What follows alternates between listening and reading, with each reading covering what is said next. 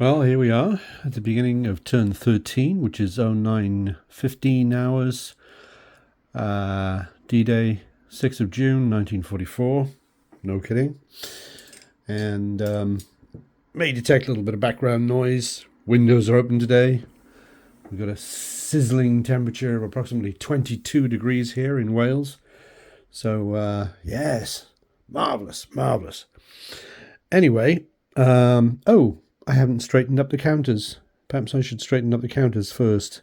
I'll just press on because I need to get this finished, and then I'm gonna do something else that is requires my urgent attention. So, what happened of significance in this turn? One of the main things that happened was that the Germans received substantial reinforcements, which, if I recall, because there were divisional reinforcements, it meant that they came with a depth marker. So we ended up with 2 counters going on here, 2 going on here, if memory serves, and 2 going on here. So quite beefy reinforcements coming on. Then we had the German fire was particularly unsuccessful this turn, which was certainly made the American commander happy. Down here, as usual, well, there's no general down there, there's no HQ down there, and those chaps are basically sort of stuck. And so we had some movement here. It's really not good that we've got the general in the HQ right next to one another there. It'd be nicer if they were spread out a bit, but oh well, that's what happened. So they're sort of pressing ahead here. The attacks that are going on up here are going rather nicely. And so, I mean, as we can see in this area, the heroic, who is that? It's old Smithy there. He's pressing forward up the draw there towards, pastures south, I suppose. And then over here we've got Thompson. Yes, you see, probably carrying a Thompson, if I know him. And then we also have the inspired chaps here, guys, who are inspired by the loss of their hero. Let's do him justice. Who was Morse, yes, of Code fame, anyway. So there we go. They're pressing on up there. Good solid units. Hardly touched at the moment. They're both still worth... I believe they're both still worth 6. Where's the heavy infantry one? There's the heavy infantry. Yeah, they're both worth 6. But we did bag some more, we cleared out some more Widerstandsnesten. So now they are, what do we go? 1, 2, 3, 4, 5, 6, 7, 8, 9 Widerstandsnesten have been cleared, at least hexes. And you don't get the victory points for them, like in this situation here, for example, unless you control both of them, unless you've cleared both of them and they're free of enemy fire zones, then you don't get the points. So in this situation here, for example, the Allies would get nothing for that. So that's definitely something they might like to look into. They have got a general and HQ over there, so there is that. On the other hand, the units are badly bruised, so that's a consideration for sure. What we don't want to do, the things seem to be going fairly well. They still need to get 10 more points to be able to claim a victory. But they should be able to do that if they can clear some draws, of course. And that looks like there's a very good chance of that happening here. And that one is a bit more congested for sure. This one looks like it's out of the question. And then down here, this one here is probably out of the question too, simply because of the difficulty in getting to these Soldaten here, because to be able to sort of limp around here, because you've got these bluffs that you have to sort of climb up and all that sort of thing, and you can't attack across. So that means that in turn 13, this stack here, for example, which is hardly the most powerful in the world, but that stack there could go turn 13, turn 14, turn 15 to there, and then attack them on turn 16, which is the last turn. So they can attack them, but in terms of who can attack them, in time. Things are looking a bit bleak. We do have these chaps here which are trying desperately to sort of attack someone eventually, but yes, so getting that draw there doesn't look terribly likely. So, but it does look like we've got a good shot at getting complete control. There's still a lot of Germans around, but complete control of this draw here and also that one there. So that would be, if that were done, this draw all the way up there, if that were done, that would be worth 5, and that would be worth 5. So if all those positions could be cleaned up, that would be 19 points right there. But as I said, you've got the problems of things like this, where you've got half a Widerstandsnest, and that gets you nothing. Right. Let's see. What else? In terms of losses, yeah, so the Allies' losses were but slight. The German losses, I think they lost about 2 or 3 units. So coming along, that's making good progress. Nobody arrived. Nobody came ashore. The general is, or rather the American commanders are keeping an eye on the tide level, because of course on turn 16 there'll be a high tide, so they'll have to make sure by then that all units have moved to the high tide point by the end of turn 16, which that unfortunately of course tends to mean that the American commander would have to be coaxing units forward rather than spending the action points on aggressive attacks up here. But of course there are going to be units, like a weak unit like this one here, for example, which is on its last legs, which is probably going to be left. So presumably the commander would be encouraging the guys, to abandon their equipment and flee south, as it were, rather than stay there and get covered with seawater. Right. The other thing that we've got to keep an eye on too is, of course, that in order to control these victory locations, that the Americans need to have a unit that is either in it or is substantial and is next to it. So, for example, this one here, if you've got 2 steps, you can control adjacent hexes. 2-step infantry division for a unit, for example. So that unit there is rather nicely placed, because as we can see, it's adjacent to 4 victory points right there.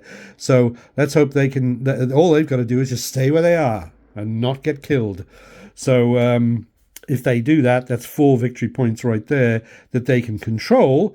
But again, they've got to clear the enemy's fire away. So to do that, I think the only one probably now interfering with that would be these chaps here, and diese Soldaten, and they are about to get overrun. With a spot of luck, they will be overrun in the next turn, this coming turn now, turn 13, by these guys, and diese Soldaten will be overrun by these guys here. Right, so it's all coming along, and it's certainly very finely balanced. Yes, that's one thing that I will say. Obviously, with a solitaire game, you do want a nail-biting balance, and given the sort of complexity, the number of different outcomes, the number of things that could happen. This is not drafts. This is not checkers. So the huge number of different outcomes.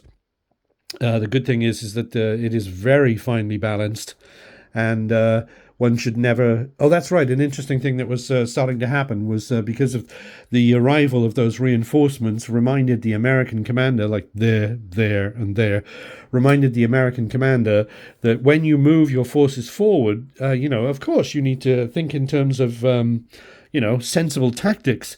So if possible, move through cover rather than, and also, don't end up in a space like sort of that, which is in the intensive fire zone of this. Because the danger there is, if reinforcements show up for zone E and they get placed at E5, then there they are, and you're in their intensive fire zone, which means then there's a 50-50 chance that you will lose a step. Pretty much. But that's right, especially now because the reinforcements coming on are stacks of 2. So any card with their colour will do. Anyway, all going remarkably splendidly. And we'll press on now with the turn 13, which of course could be unlucky for some. Well, turn 13's reputation had preceded it, and it was a bad one for the Americans. We're now at the beginning of turn 14, which is 09:30 hours on 6th of June 1944. And let's see what happened. Well, it started out badly when we had the event phase, and the event phase produced 3 reinforcements that came on. So 3 more reinforcements came on. Of course, they're stacks of 2 units. And the problem is with these divisional reinforcements that are coming on is they're pretty beefy. We had one where we had, if I remember correctly, we had a... Actually, was it there? Let's have a look. Don't know about that one. Right, okay. So, where was it? Was it over here? Yeah. Anyway, as you can see, you look at those two. That one's a 4 and that one's a 4. And you've also got doubling terrain in places as well. So that can make them extremely tough nuts to crack. And then we also had, for example, in this location here, as I was saying, tactically, you've got to be careful because you're advancing. And if you advance, for example, imagine you were advancing into this space here. Okay, so it's a field. There's no, it's a field. We can just use common sense. It's a field. This is a reinforcement position with bocage in it. So they doubled in defense. But the key thing is that there's the intensive fire dot there, so you can move to there. There's no one there, and then if reinforcements show up and they happen to go there, and there's a stack of 2 of them, then you're probably in a world of trouble. And that's what happened here. There was a unit that was there trying to creep up to this reinforcement here, to hexagon here, to bag it, and those chaps showed up, and Yes, put paid to that ambition. They got mauled, and their remnant fled to here. They even used an action for that, because I want to be able to use them to attack here. Anyway, let's see. The general and the HQ down here continued to be badly positioned. The thing is, of course, is that here on the eastern side, where the 1st Division is, with these losses here, and so many of these have already been reduced to 2 steps, so the forces are weak here. So yeah, the mauling has definitely taken place over here. Well, we can see from the dots that we've got 3 potential positions that we can claim, but we've still got work to do on those. That's a double, so we get nothing unless we get that as well. Is this one here a double as well? Yeah, it's a double. It's a 2-hex Widerstandsnest, so we get nothing unless we can get rid of him as well. Goes on and on. Right, okay. Then over here, I've employed a new representative marker, or 2, I suppose.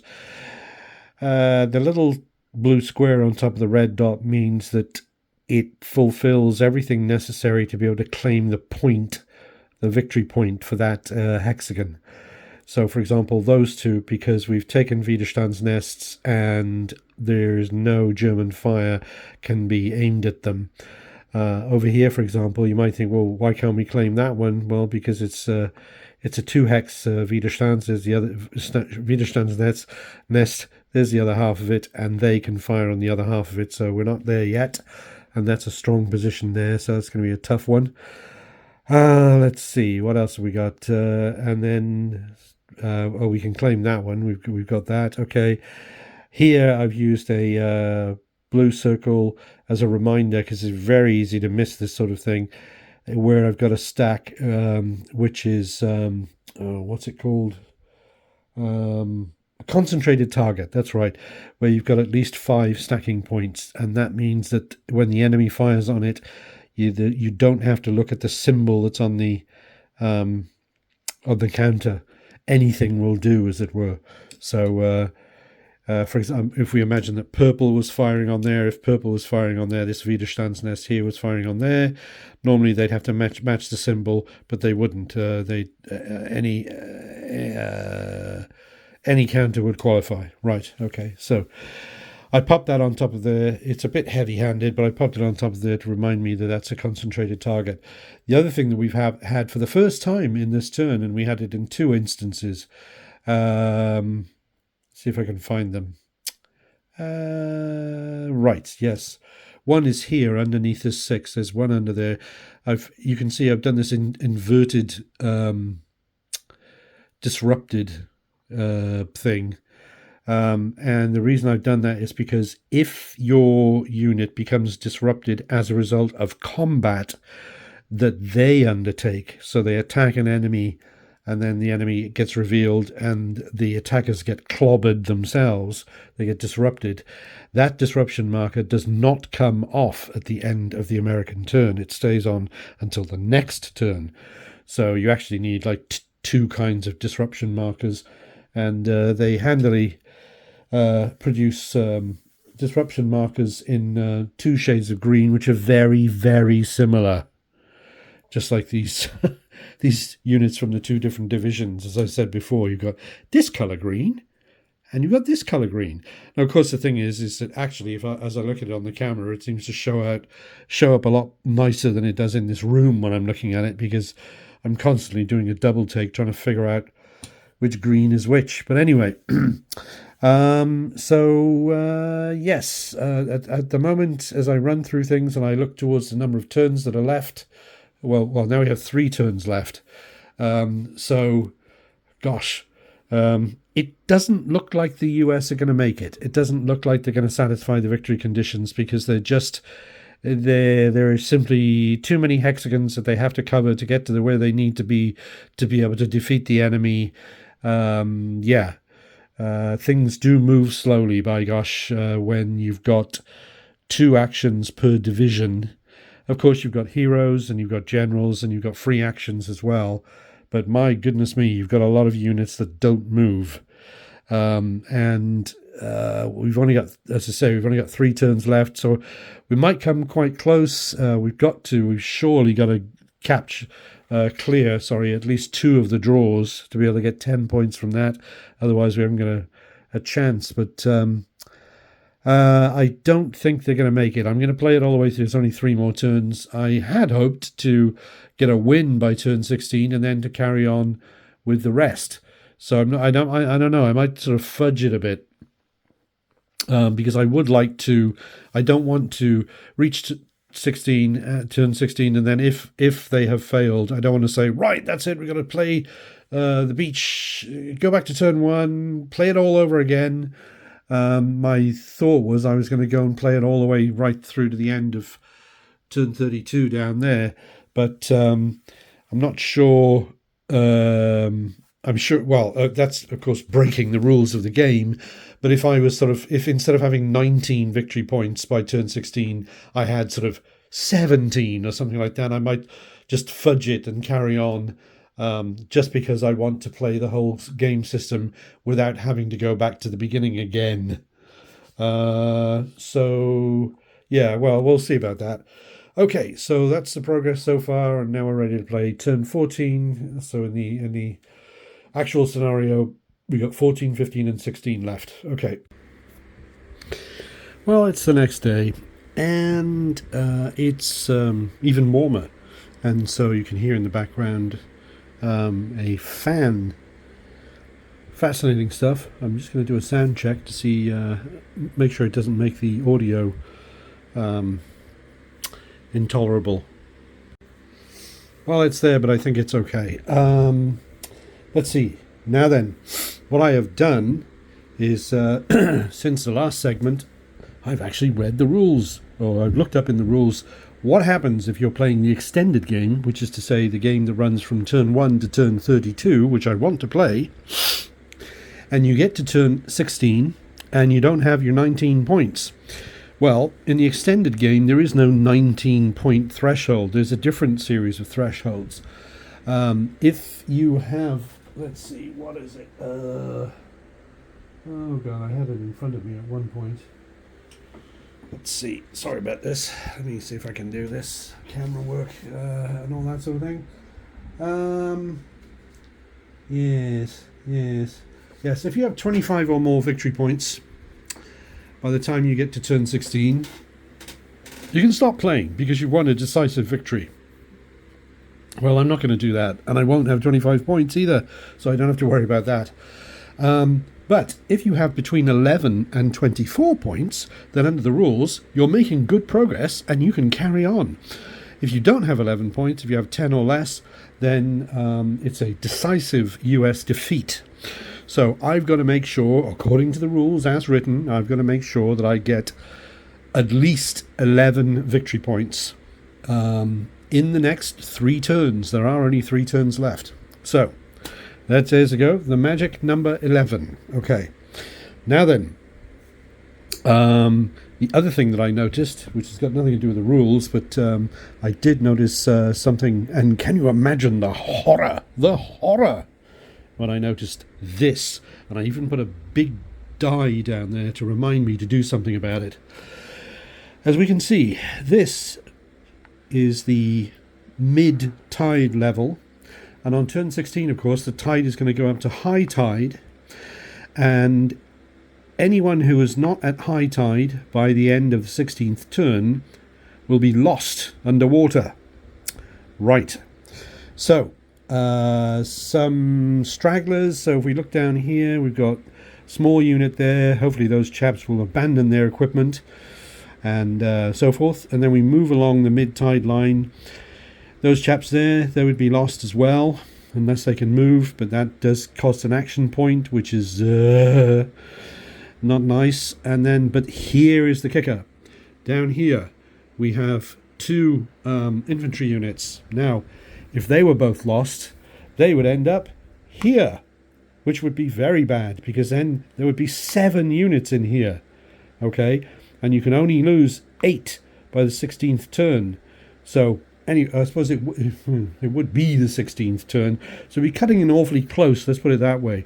So I've got to get those guys the hell off the beach. Now, they have a few different routes. Let's get this slightly out of the way for the moment. There are a few different routes they can take. As we can see, they've got a scalable cliff here. Okay, so they could scale the cliff. In fact, that is what they're going to do. In one action, everybody in the hex can do the same thing. So I'll spend one action scaling the cliff, and they're going to go that way. The reason they're going to go that way is because there's only one fire marker in there from this Widerstandsnest here.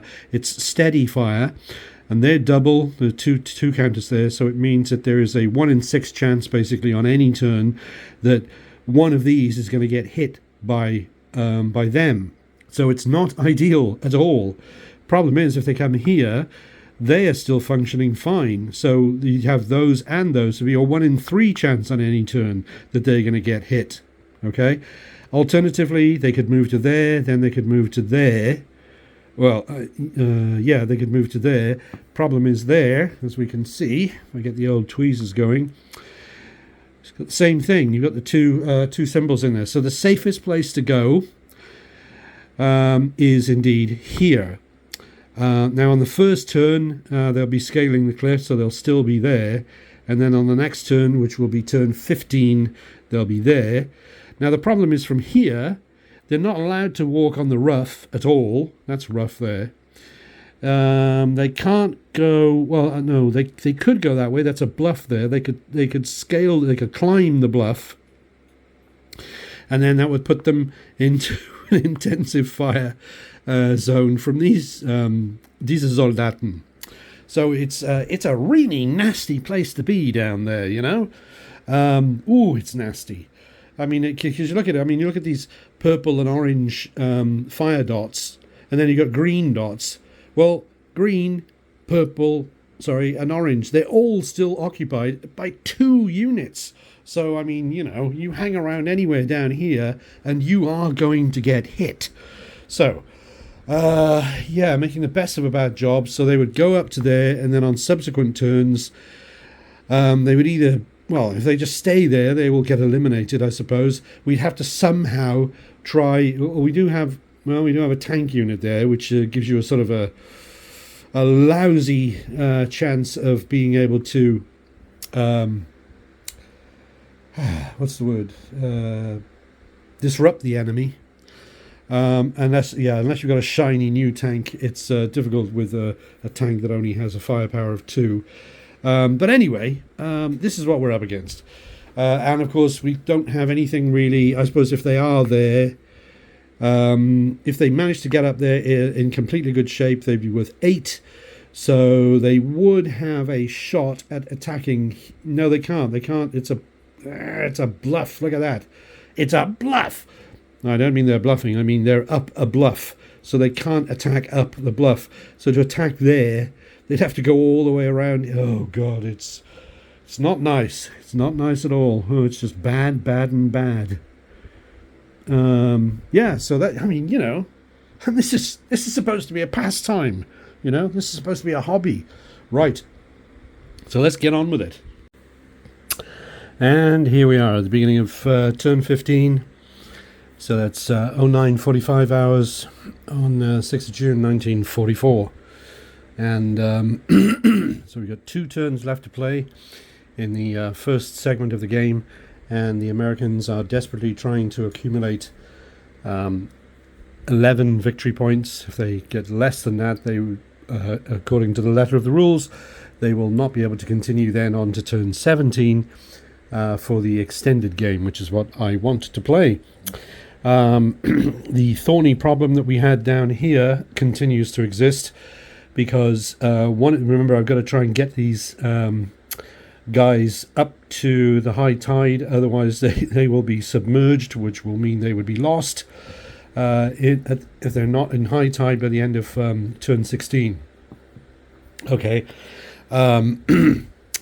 And so they can either go this way, or they can go up there, up the scalable cliff, and end up there. One of them got disrupted, and so wasn't able to do anything, and I want to be able to move that lot as a single stack by an action for the entire forces in the hex. And I did have the luxury that I could hold back for one more turn, because there was actually no point in sending them up earlier, because they would have simply been, they would have got to safety earlier than they needed to, which would have exposed them to more fire, which I don't want to do before the end of the 16th turn, because if I get 3 more units in there, I've lost, and that's that.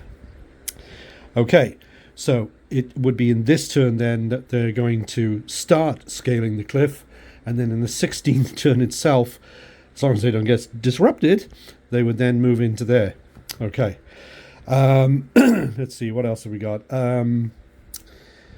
As far as the forces that were landing went, we had 2 units that were delayed by 3 turns, so they're delayed until turn 17. They're up there, and then we had 1 unit which was damaged coming in, lost a step, and then ended up coming in here, which put it on top of an obstacle.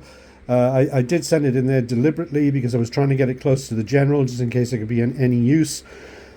Ended up on top of an obstacle and blew up and went to the bottom of the sea. Okay, so no, I mean, they wouldn't have made much difference anyway, because of course it's difficult to get them forward without the action points to do it. But they sure would have been nice to have. You know, it's always nice to have more units. In terms of other progress that was made, I believe we did make some progress, didn't we? Let's see.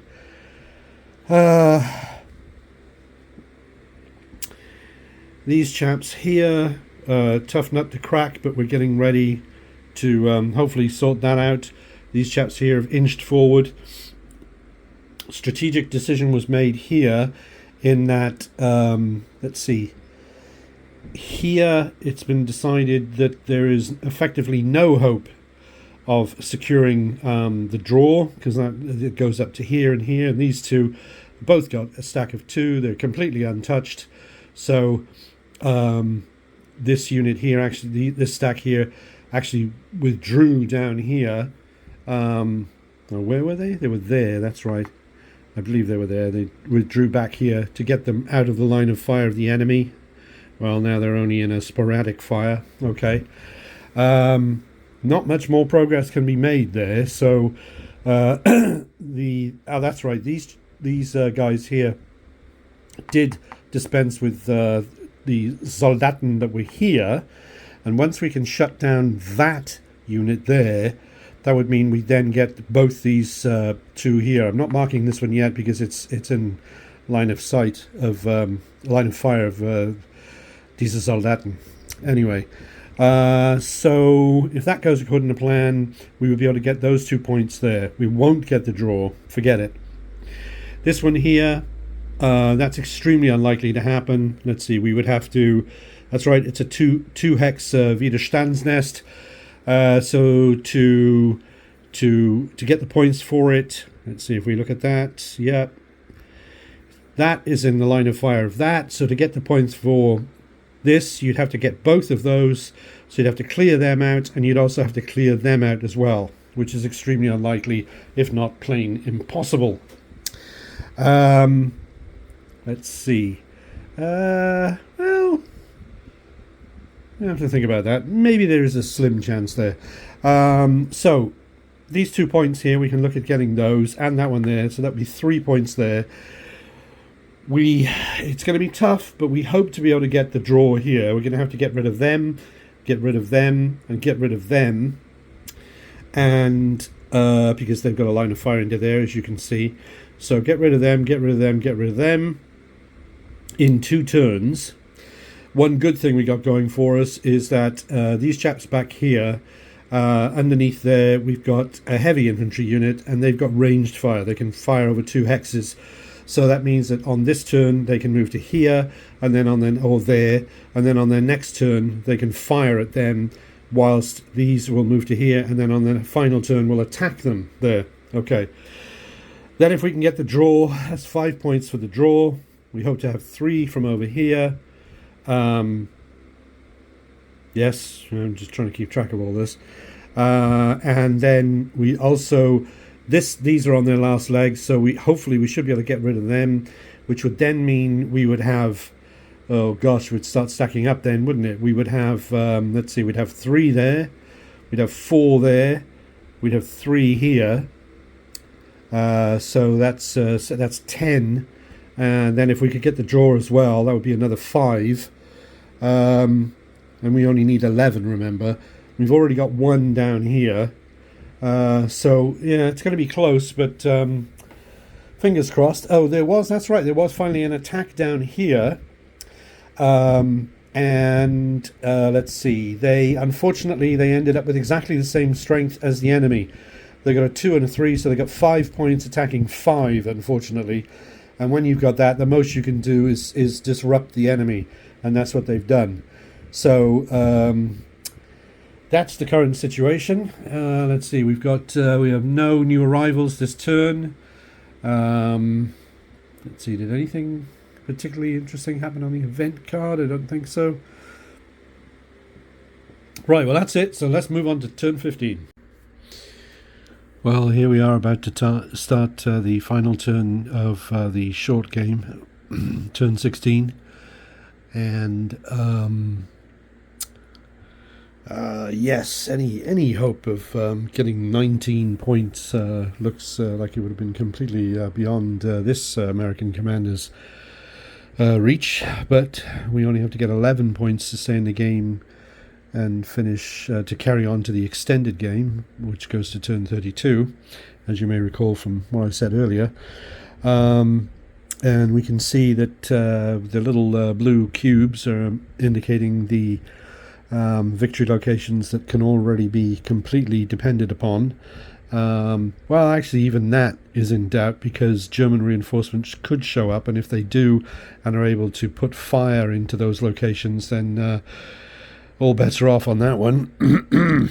Anyway, so as far as specific developments, we've had the cliff climbing has started here because they've got to, in this turn, they've got to move to that position there, which gets them off the beach, which means that they won't drown basically because we've got the high tide is kicked in now this turn, and we've got a big stack of units that will be coming on this turn, rather coming on into the landing zones.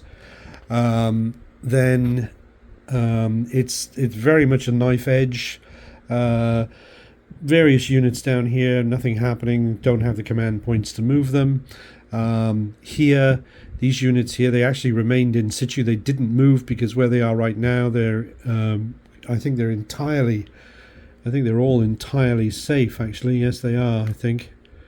Yes, they're all completely, they're in dead ground. They're out of the line of fire of the enemy.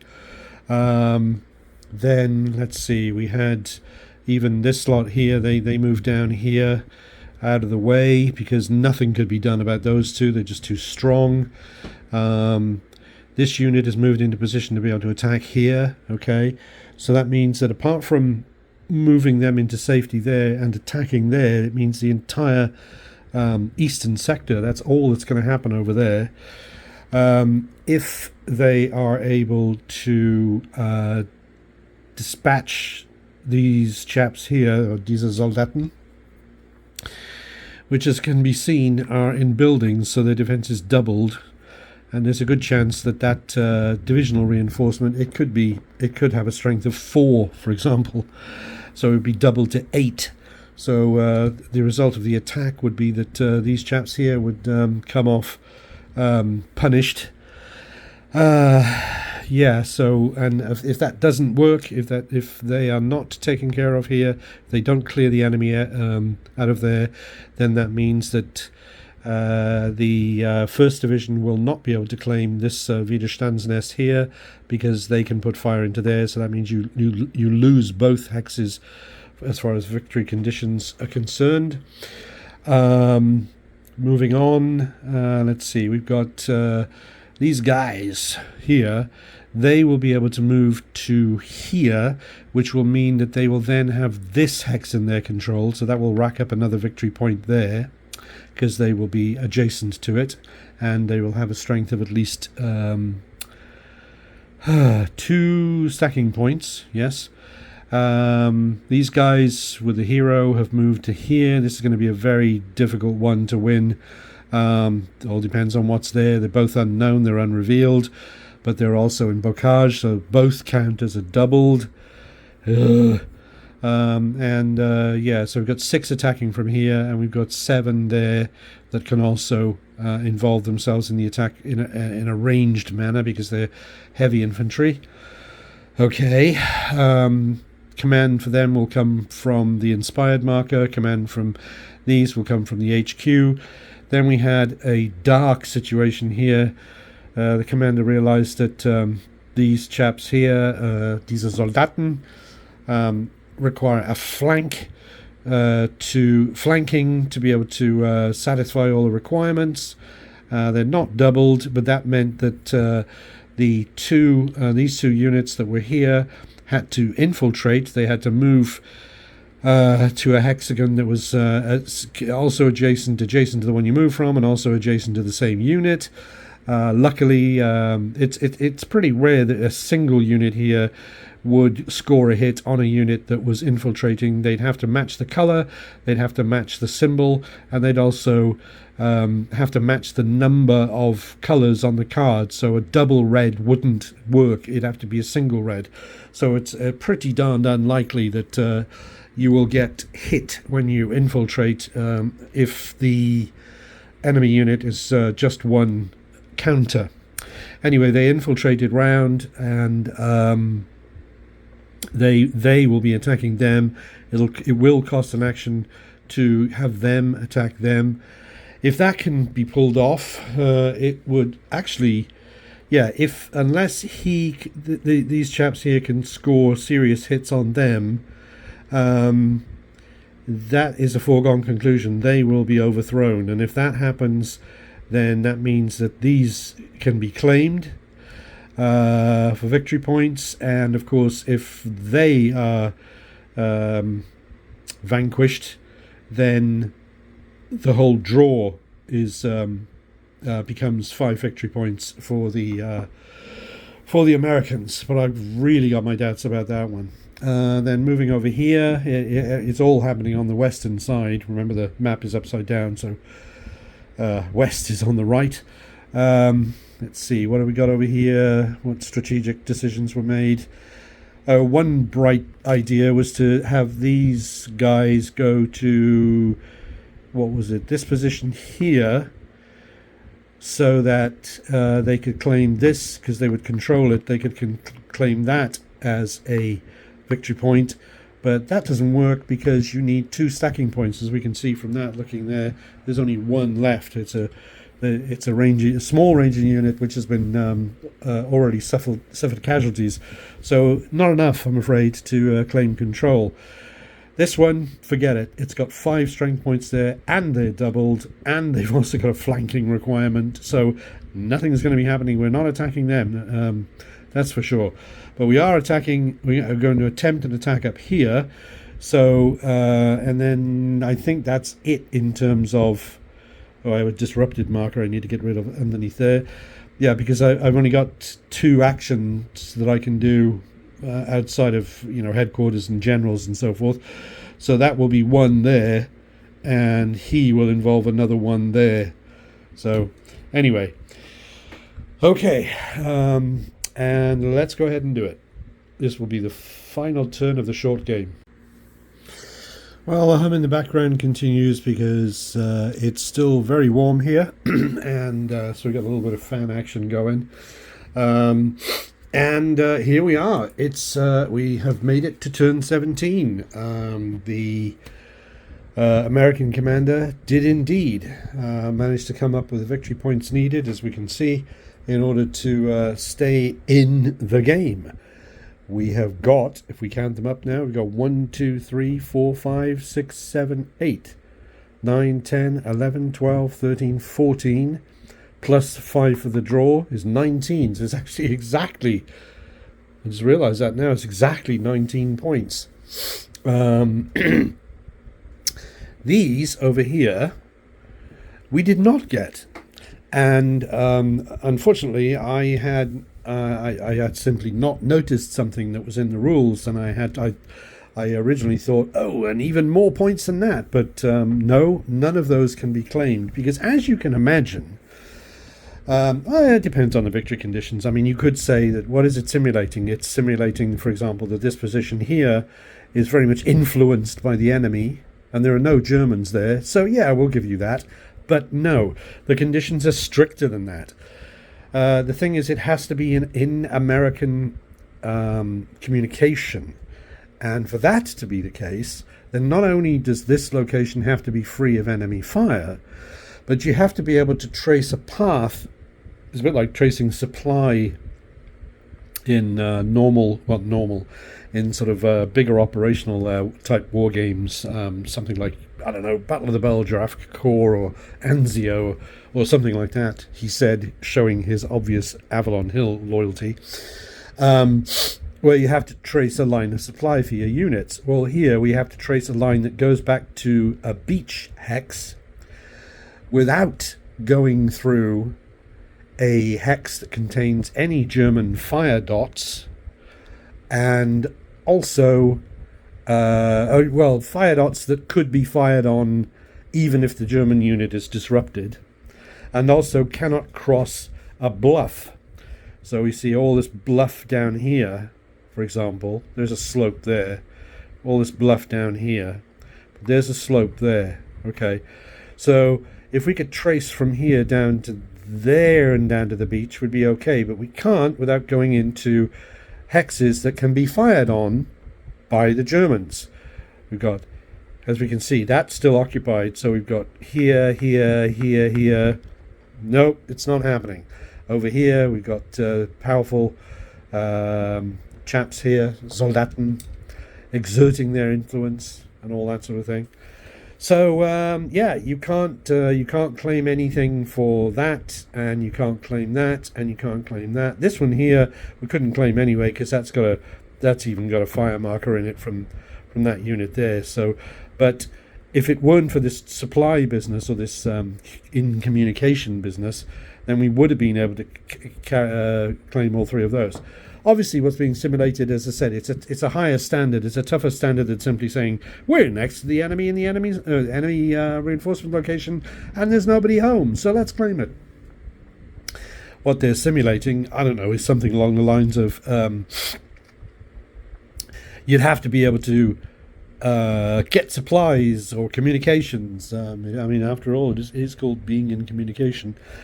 Like a message, runners, or medicine, or food, water, that sort of thing, ammunition, munitions, up there from the beach. So you could go up here, up the slope, but then if you came down here, you'd have to run the gauntlet of all this, a substantial amount of German fire. So we can see that, no, we don't get those, but we do get these. So we got the Saint-Laurent-sur-Mer draw here, or maybe it's the Les Moulins draw, or maybe it's just rather the dully named draw D3 or Delta 3 or Dog 3, I suppose. Dog 3 as it was in those days. Let's get that sorted out. Thank you. Right, and what I've also done is I've actually left, because the last turn was an important one, I've left the counters that were moved or that acted tilted, so we can see where they were. If we start off, we go down the line.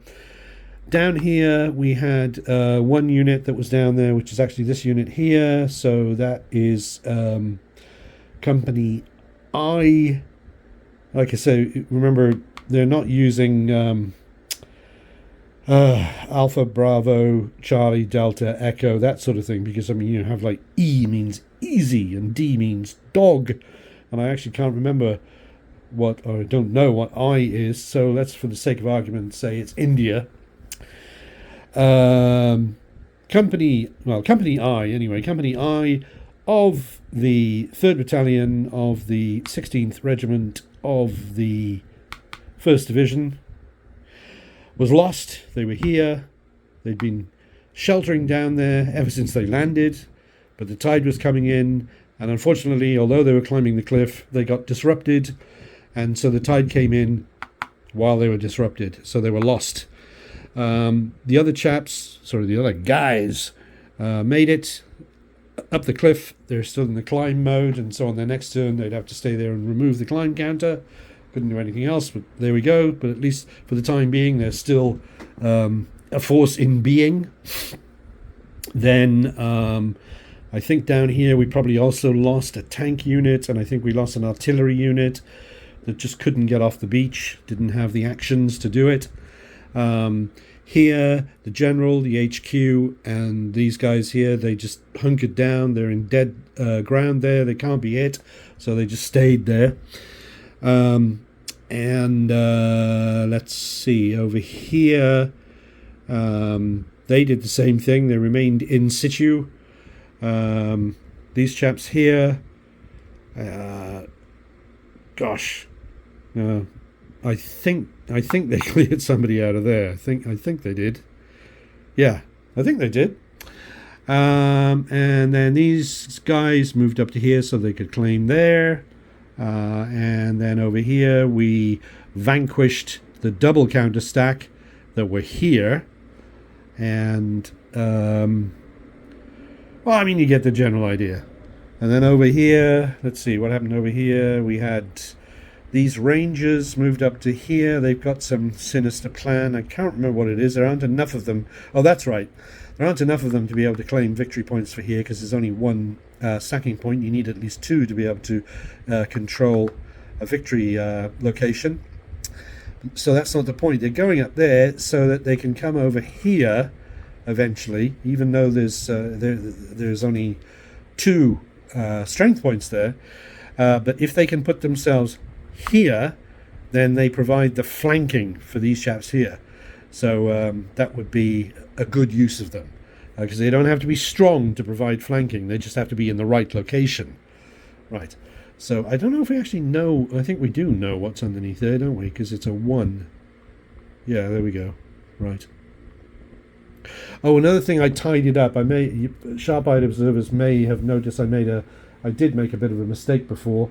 In just a couple of locations it happened, where if we look over here, there are here we go, the German mobile depth markers, which you put if it's not a depth marker that's going on a Widerstandsnest or a building. You use one of those. And unfortunately, I'd got into the habit of using those even though I was putting them on buildings. So I tidied that up, I corrected any mistakes that I had made, and here's to it. Just keep that in mind, watch out for that. And then in other news, let's see, we had these Rangers, because Rangers have a free move, fine. So they were here, which meant they were in the steady fire from blue. So they moved up to here. They're no longer under steady fire from blue. Instead, they're under steady fire from purple. But the idea was, this is a non-starter here. They weren't going to be able to beat these chaps. So instead, they're moving up here to see what mischief they can make up that way. Otherwise, if they sit around down here, they're just eventually going to get eliminated. So what's the point? Right. So yes, a very good result. We've got 19 points, which wins the short game and keeps us in the game, so we can now continue to the extended game. And all kinds of interesting things going on, of course, in the extended game. We've got a difference in the simulation rate, as we might call it, because each turn is no longer 15 minutes, each turn is now 30 minutes. And so basically a lot more happens in each turn than happened before in the first 16 turns. So you're going to have that each division is going to have 3 actions instead of 2 per turn, for example. Okay, it's not a whole lot of a difference, but it is a difference. You also have that the German, because twice as much time is being simulated, the German units, the 1 counter or 2 counters, they used to be able to hit 1 American unit or 2 American units. Now that's doubled, so they can hit 2 American units and 4 American units. An American unit can also be hit twice in a single turn, as long as it's not from the same enemy. So that means that in one turn, you could have a unit like that unit there, for example, could lose 2 steps and end up over here, which is pretty frightening in one turn. But beyond that, I actually literally haven't read all the rules yet, but I'm about to start playing it, so I will. But the big difference, of course, is that now the Germans have these actions. So when you flip over a card, if we take a card for an example, there we go. This is a used card, one I've already used in this game so far. So there we go. So for example, before we were ignoring these letters, the symbols we used, but the letters we ignored. So now we will not be ignoring them. And this means that something will happen for orange German positions in the an action of the M type will happen. And I know lots of them have multiple meanings, but I know that means mortar in one particular case, a mortar attack. And R means reoccupy or reinforce. I mean, it actually means both of those and maybe some other things as well. And so the key thing is that the German enemy will no longer be as sort of static as he was. He can sort of move around a bit, well, as far as I know. But basically the key thing is that when you flip over the card now, you're going to need to look at all of the positions that are that color, because it could be with some, for example, if we had, a red R shows up, it could be that you might have something like this position here, somebody might show up there because of the card that you've just drawn, never mind the events that also bring in reinforcements. And one of the things that the American player has to watch out for is that if you have locations that you've cleared, but you've left, I think this would only apply if they were within German communications, then they might get reinforced. So we can see, for example, if we take, for example, this position here, this Widerstandsnest, the north element of Widerstandsnest 62, right there. We can see there's no problem stating that that is in communication with the rest of the German lines. Okay, fine. Key point being that, I suppose the key point being there that they are there, for example, and they're not there, because if they were there, the Germans might get into trouble, although we got slopes over here and things, so yeah, I might be able to trace a communication line that way. But if they're in communication, they might get R for reoccupied. So all of a sudden, as I understand it, a bit sketchy on the rules at the moment, a German might just pop up there. Why? Well, because you've left it wide open. So you've been your bluff has been called. Oh, bluff. Yes, bluffs. Pun. Anyway. So what you have to do is you have to leave troops behind and garrison them, and that's why we've got garrison counters to do all this sort of thing. Right, okay, well, and then, of course, if we employ absolutely all the rules, we even have the optional rule, which would mean that we'd even have to keep an eye out for enemy armour, for goodness sake. I mean, as if we didn't have enough on our plates. So, oh well, onwards and upwards. Hopefully I will come back when I start turn 17, having read all the rest of the rules. Yes, all right. I is item. Yes, very good, very good.